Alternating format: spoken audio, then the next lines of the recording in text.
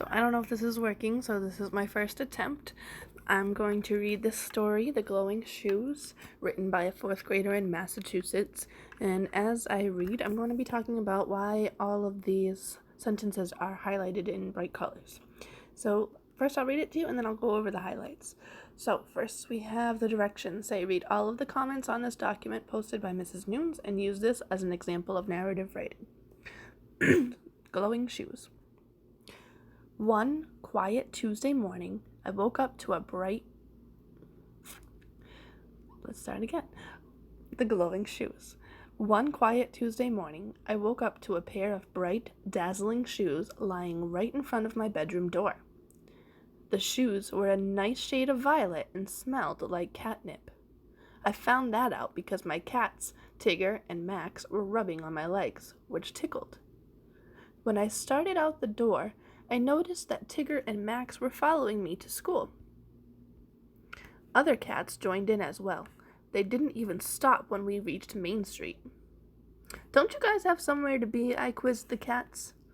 "Meow," the crowd of cats replied. As I walked on, I observed many more cats joining the stalking crowd. I moved more swiftly. The crowd of cats' walk turned into a prance. I sped up. I felt like a roller coaster zooming past the crowded line that was waiting for their turn as I darted down the sidewalk with dashing cats on my tail. When I reached the school building, slam, whack, meow. The door closed and every single cat flew and hit the door. Oof, glad that's over, I thought. I walked upstairs and took my seat in the classroom. "Mrs. Miller, something smells like catnip. Could you please open the window so the smell will go away, please?" Zane whined. "Oh, sure, we could all use some fresh air right now during class," Mrs. Miller thoughtfully responded. "No!" I screamed. When the teacher opened the windows, the cats pounced into the building. "It's a cat attack!" Misha screamed. Everyone scrambled on top of their desks. Well, everyone except Cade, who was absolutely obsessed with cats. "Aw, look at all the fuzzy kitties, they're so cute! Mrs. Miller, can I pet them?" Cade asked adorably. "Why not? Pet whichever one you want," she answered. Ring! The recess bell rang. Everyone, including Mrs. Miller, darted out the door. Out at recess, Lissa and I played on the swings. "Hey, look over there," Lissa shouted. Formed as an ocean wave, the cats ran toward me. Luckily, Zane's cat, Buddy, was prancing along with the aroma of catnip surrounding his fur. He ran up to me and rubbed on my legs. The shoes fell off. "Why didn't I think of this before?" I notioned. "Hey, Cade, catch!" Cade grabbed the shoes and slipped them on. The cats changed directions and headed for Cade. "I'm in heaven," he shrieked.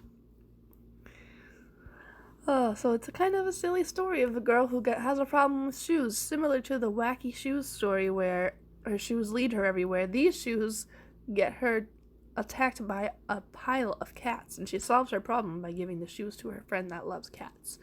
So why did I have all this highlighted? So let's talk about it. First, I highlighted the first sentence to show you that that's the introduction of this writing.